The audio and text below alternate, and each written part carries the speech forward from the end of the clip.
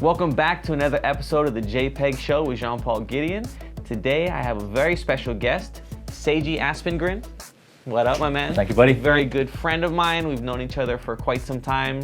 A mentor of some sorts, and it really helped us in business and a project we got started. So let's just jump right into it. Seiji, tell us who you are, what is your business, what do you guys do? Cool. Well, first of all, thanks for having me.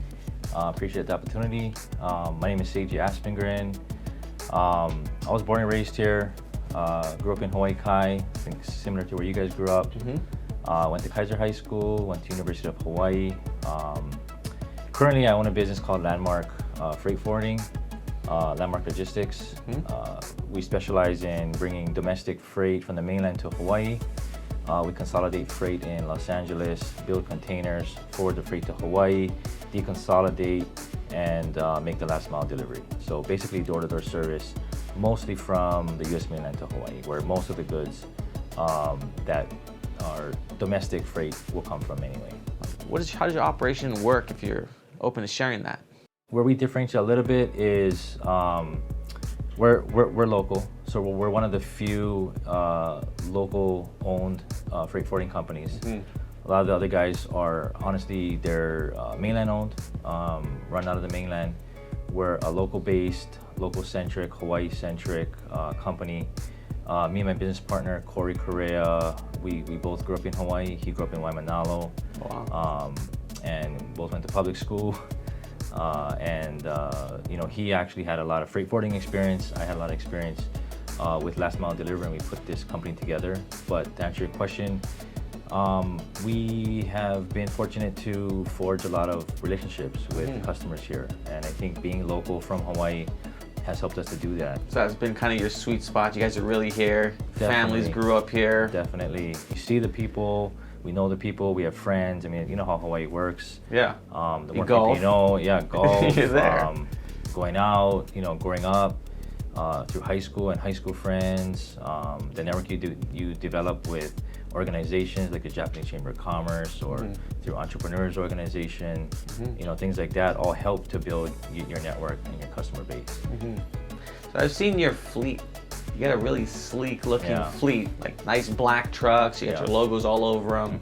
So do you guys, is that different from other people? Do they usually have outsourced trucking companies, and you guys have your own fleet? Yep. So you have the control. Yep, that's exactly it. I mean, we don't deliver 100% of our freight. We do use agents where it makes sense to do so. My former company, Courier Corporation of Hawaii, helps us out with that. They handle a lot of our deliveries as well. But you're right, there's some stuff that we need to take control over. We want to have that ability to direct the people as we need them. And that's why we started, we spun off a small trucking company just to basically house our drivers and our vehicles. But to your point, I mean, we definitely, it's twofold. We want to have a nice, clean image. It's important for the brand we're trying to build here in Hawaii. And it's also important to keep our employees happy, our drivers. I mean, we feel that they take pride. Truck drivers love their trucks. I mean, that's their office. I equate it to, if you're working in an office and you get a corner office with a view, you're gonna come to work every day pretty happy. Yeah. Our drivers, same thing. It's basically their corner office with a view. They get to drive this super nice vehicle, brand new, and they're super proud of it. And it helps with retention of our employees. So for those two reasons, we decided to go the route of buying new vehicles, nice vehicles, have a kind of a slick look that separates us. Everything, I mean, you guys know best. I mean, in marketing, you need to stand out. Yeah. And we feel that our fleet helps us do that. So it's something a little bit different. Talking about employee retention, how do you recruit? You're talking about how to retain them. How do you recruit talent? Because it's such a super pool, hard, bro. super hard in Hawaii. Yeah, it's probably Hawaii, doing business in Hawaii has a lot of struggles, a lot of difficulties, a lot of things to overcome. At the forefront of that is finding good employees. You hear it across the board, especially in a good economy.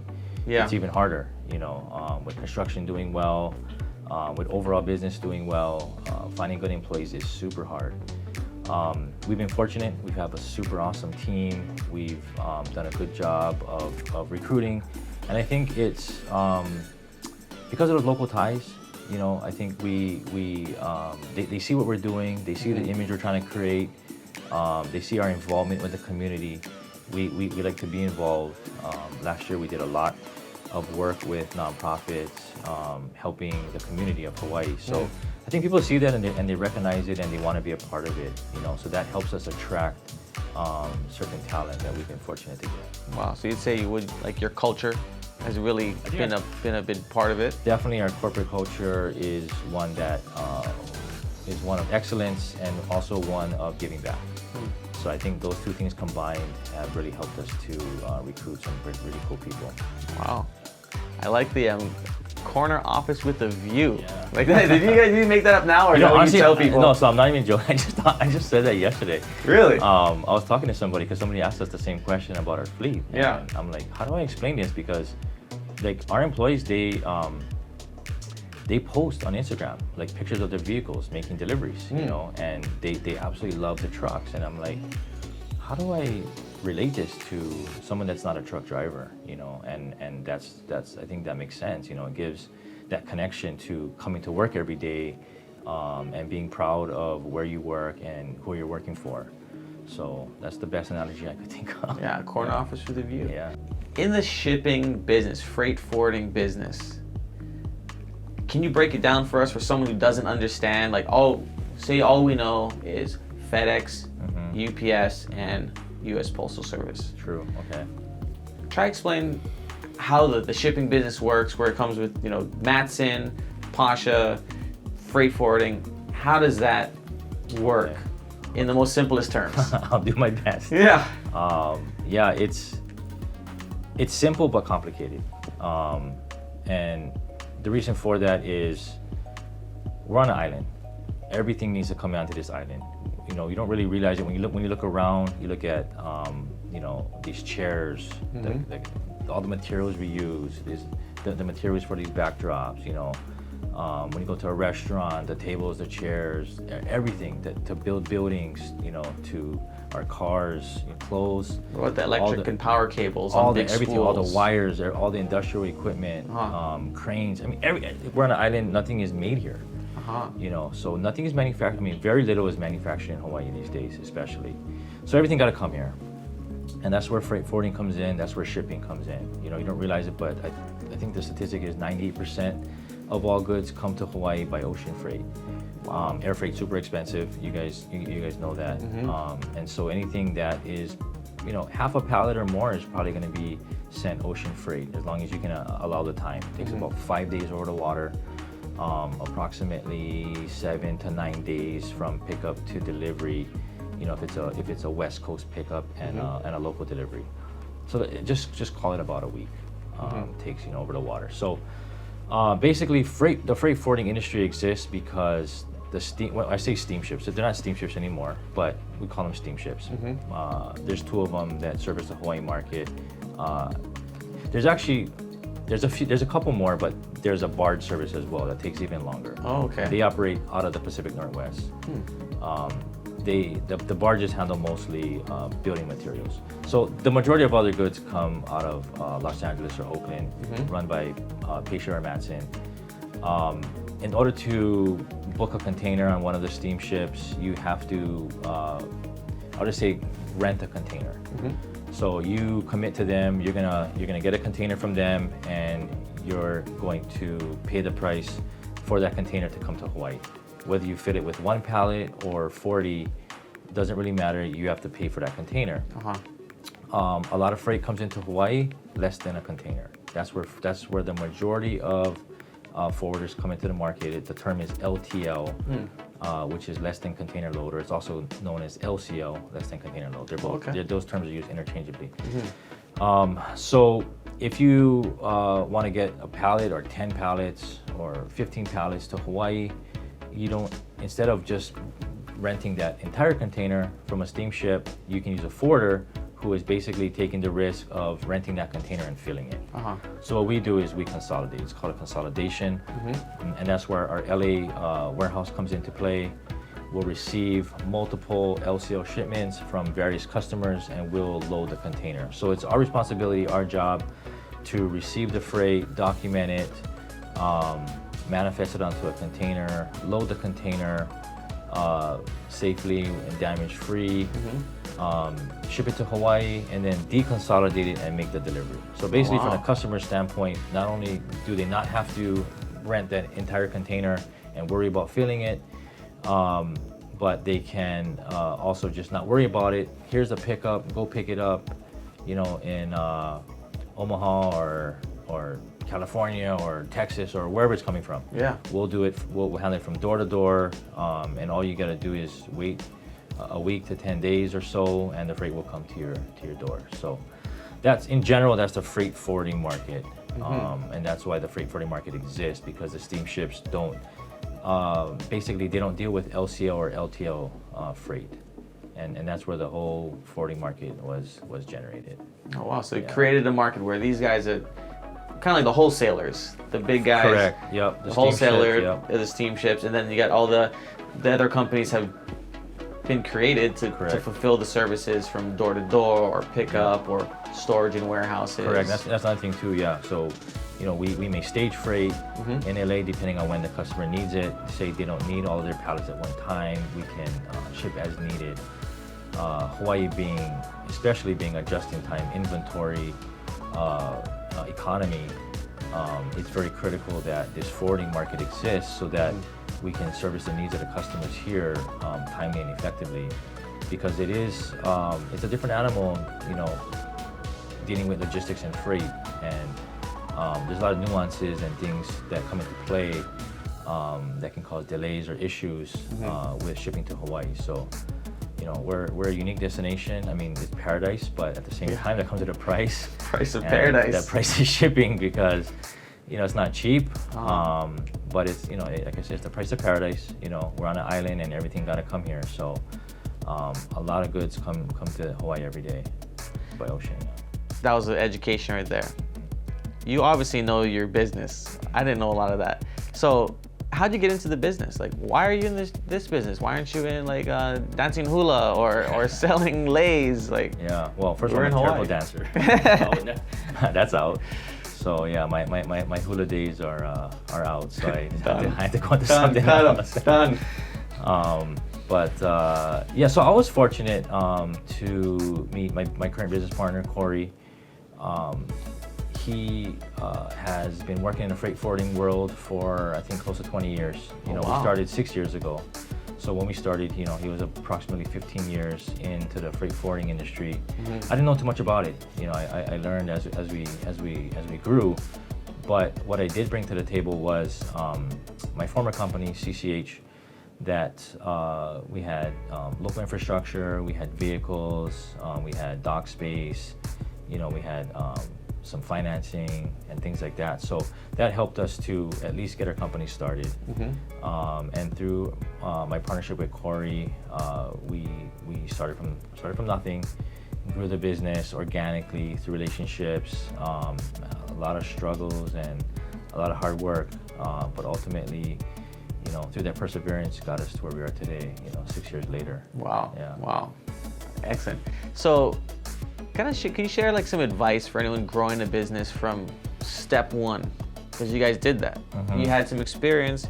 He had some experience. Like, hey, let's get together and do something. Yeah. But you really started from the beginning. Yeah. Yeah. You came up with the name. Any advice from your experience that you could share? You asked me today, I'm stoked. You know, things we're doing. I love the business. You asked me a year in, I wasn't sure if we were gonna last. No kidding. Yeah, it was tough. So I think, you know, there's a lot of things we did right, and there's a lot of things that we did wrong. And some of the things that, you know, I think we could have done better, a little bit more planning. I think having a game plan and a strategy for your business and understanding cash flow. We didn't truly understand cash flow from the beginning, and it's difficult when you're growing a business, because what you don't realize when you grow a business is that even though you're making money, you're not really making money because you have to put that money back into your business to grow to the next level. So you're not really making money until you plateau for a while.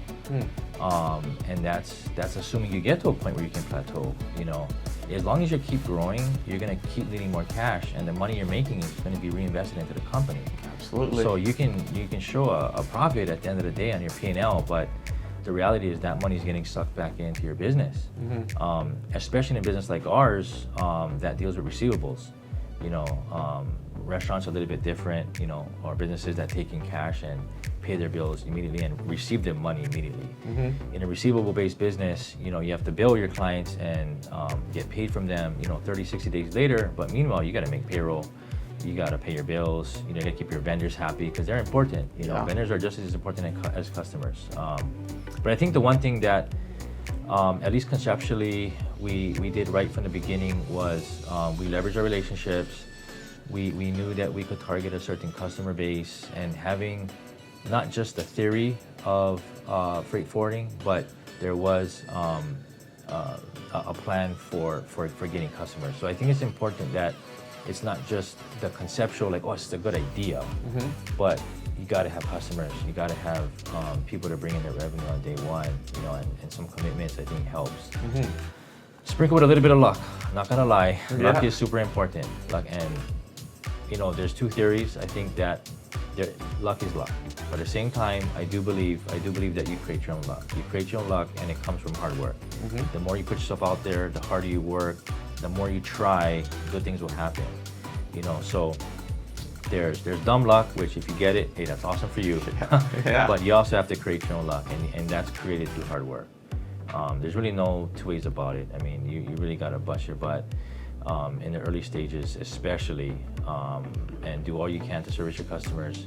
Because you only really have one shot. You know, sometimes if you're lucky, you might have more. You know, through relationships, but you know, you pretty much have one shot. So we're fortunate. You know, we're really fortunate to have some quality customers that stuck with us, and that helped us get through.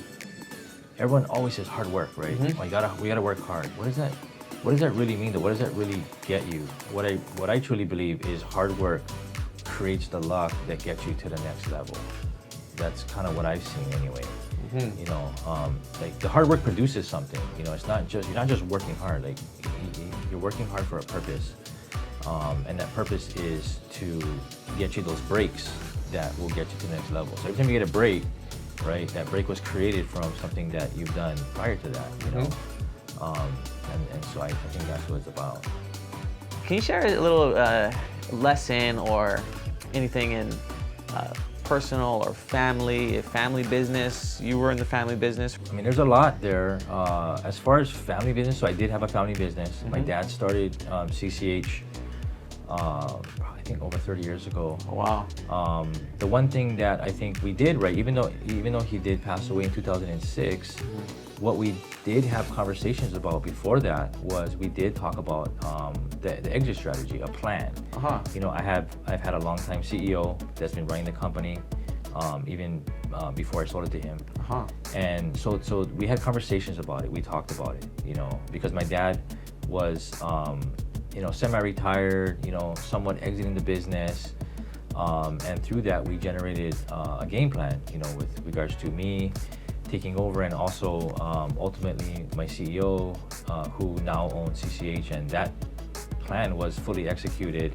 You know, it was expedited because my dad passed away, but we did fulfill the plan that we talked about. You know, so we kind of knew the agenda going in, and I think it's important. You know, everyone starts a business with, I'm gonna start it, I'm gonna run it forever, and this and that, but there's gonna come a time, you know, where you gotta have a plan for the business, you know, and it's never too early to talk about it. You know, it's nothing that needs to be done right away, but it helps to know where you're going and what your target is and what your ultimate end game is gonna be. So, any tips you can give on buying a business or selling a business? A lot of people don't know what do you do, so they'll go on Google and look. You've had success in that aspect, so what can you share about selling or preparing to sell, or that game plan you talked about how do you present it, or how do you package it to be attractive? And I mean, through the years, how do you build it to that point where it's ripe? yeah, I mean, I think that it's a tough question. I mean, there's no, I think, set formula for that. I think a lot of things come into play. It depends on the state of the economy, of your industry, of what the competitors are doing. So those factors come into play with regards to maybe your overall strategy for exiting your business. Of course, what's important is being profitable, right? I mean, that will help your cause and your multiple. Cleaning up waste in your company, trimming the fat, basically making your company, I mean, you sell a product, you want your product to be the best it can be, right? When you sell your business, same thing. You want to clean it up. You want to have it as presentable as possible, and I think you have to know what you want out of it. Sometimes you might want to get out completely, or sometimes you might want to stay in the business. And knowing what you want out of the deal is important, because there's so many ways to sell a business. You can sell it, immediately. You can sell it over time. You can sell it to your employees. You can do like an ESOP, or you can sell to your competitor. And knowing what each person wants out of the deal will help you to increase the value of your business. I think a lot of times, like, selling to a competitor makes a lot of sense sometimes, because that they're going to get a lot of cost savings, through their transaction. So knowing that going in, you can try to argue for a higher price, for example. But if maybe you're in a business that you need your employees to stay on, or you want them to stay on, you might formulate the strategy a little bit differently so that those people are taken care of. So there's those factors that come in. You kind of got to know what you want, and then from there you can work backwards to figure out what the deal is best for you. Oh, wow. So the shipping industry, it's kind of controlled by a few big players. Two big players? Two, yeah. Matson, Pasha? Pasha. So Pasha or Pasha? Yeah. Same company, Basically. just pronounced differently. Correct. A hot topic that we see in the headlines and on Facebook and Instagram is the Jones Act.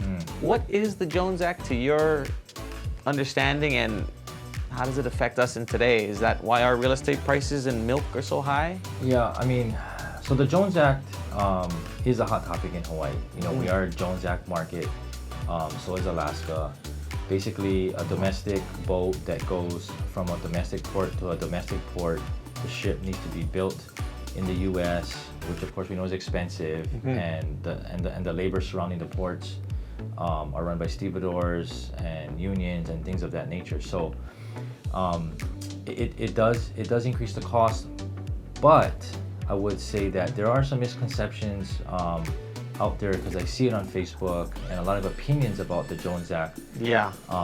But I think what people don't realize, so the biggest thing about the Jones Act and the reason why people think that shipping is so expensive to Hawaii, one thing you got to remember about the Hawaii market is that we're a one-way destination. The boat has to go back, and the boats go back basically empty. So what you're paying for when you ship a container to Hawaii, you're paying for the round trip, because the boat has to go back to the West Coast and get refilled. Whereas, for example, some of the other markets like China to US, containers are much cheaper. The boats are also much bigger and can handle way more containers than a ship coming to Hawaii. But those ships also go back to Asia with cargo. So the costs are somewhat subsidized by freight going back. That's also why Hawaii is a little bit more expensive. Hawaii can't handle huge boats like the ones that go from China to U.S. mainland. So that we all know economies of scale helps drive down the cost. Yeah. So that's another factor as well.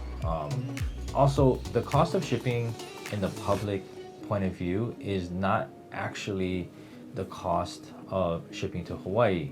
So I hear a lot, a container, costs $10,000 or whatever it is, coming to Hawaii, which in certain cases might be true. If you're a single person or a super small business and you don't ship that much volume, I mean, a rack rate might be upwards of 7,000. You know, it's true. But the majority of goods coming to Hawaii, you know, the Costco's, the Walmarts, the Sam's Club, the big box retailers, I mean, they're not paying anything close to that.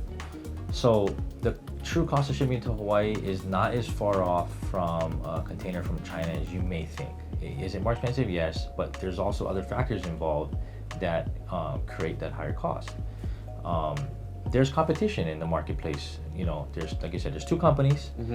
They both compete. So at least there's competition with the shipping that's coming with the steamships that come to Hawaii. And anytime there's competition, that's going to drive down the cost. And normally when there's healthy competition, which there is with the two steamships, they're very much aggressive in terms of getting market share. And when you have that, in general business economics, it's going to drive down price. So the price and the cost of shipping to Hawaii is, I would think, is in line with what it should be because there's competition. You know, there's not a monopoly. There's not one company doing it, and so through competition, you know, it naturally brings the price down. So I would have to imagine that the cost of shipping to Hawaii is where it needs to be. Just because if one company was charging too much, the other company would come in and take that out from under them. You know, so for all those reasons, I think that it's not as bad as everyone thinks it is. And while it's kind of theory and it's unproven, if the Jones Act were to be repealed, it may lead to other problems with other bigger companies coming into the market, weeding out maybe Matson and Pasha. We don't really know how that would play out, but that would create another set of issues. And who knows? It's hard to say. You know, a lot of it is speculation and theory. But because we know that there's competition, because we know that the containers have to go back empty, it's just, from my opinion, not as bad as what everyone thinks. Is there room for a third or a fourth company? I don't think so, because there's not enough volume. Having the two companies, I think, is a pretty healthy economy. There have been talks of other companies coming in. It never really materialized. In order to, a third company may somehow drive up price, because now there's too little bit freight going on each of the boats, you know, and so right now there's about enough volume to make two companies, you know, work, you know, and so and they battle because we see it, you know. They're not sitting there, you know, driving up price because they know there's only two companies. I mean, they're very much in competition. They're not in cahoots. Not in cahoots. Matson's a publicly traded company. Pasha's privately held, and so they operate differently with different mindsets, I think. But at the end of the day, it's competition nonetheless. So you build relationships in the shipping industry, not just in Hawaii, but also on the West Coast U.S., right, East Coast, West, North, right, South, yeah. everywhere. Everywhere. I mean, even internationally. International game is a whole different ball game. We don't do too much international shipping. We leave that to the guys that handle that. Oh, cool. Yeah. But you know people in the different industries there? Oh yeah. Have you met them? Other companies that do international? Yeah, how do you meet them? Is just being in this industry, you know them, or you meet them? Yeah, it's just more through being in the industry. I mean, we know, you know, because if it comes across our plate, we'll refer it. You know, we'll just refer the business to some of the international carriers. So you're part of a club called Entrepreneurial Organization. Yep. What year were you president? Kind of talk about EO, why you became a member and decided to serve your time as president. Can you kind of talk about that and what it is? So I actually wish I joined EO sooner. Wow. I think I was maybe 27, 28-ish when I joined. I could have used the group probably a few years earlier. I bought CCH from my mom, who inherited it from my dad.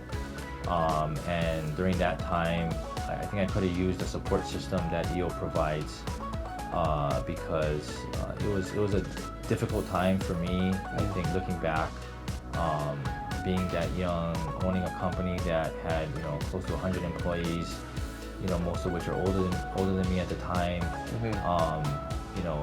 Having that stigma of being the owner's son. It's difficult. So I know EO would have helped me through that a little bit better. But yeah, EO is an awesome organization. I highly recommend it for any business owner. You really can't go wrong through the group. A lot of good people have made amazing relationships worldwide. It's just an amazing organization for the pure entrepreneur. If you're starting a business or just have started a business, if you own a business, even if you're a minority shareholder, it's just a great organization to belong to. The EO is built around experience sharing, and I mean, what better way to learn than from other people that have experienced certain things, good or bad, especially the struggles they went through. You learn a lot from that. Learn a lot. It's priceless, to learn from someone else's mistake and, carrying that experience. That's what EO is about. It's about sharing experiences. We don't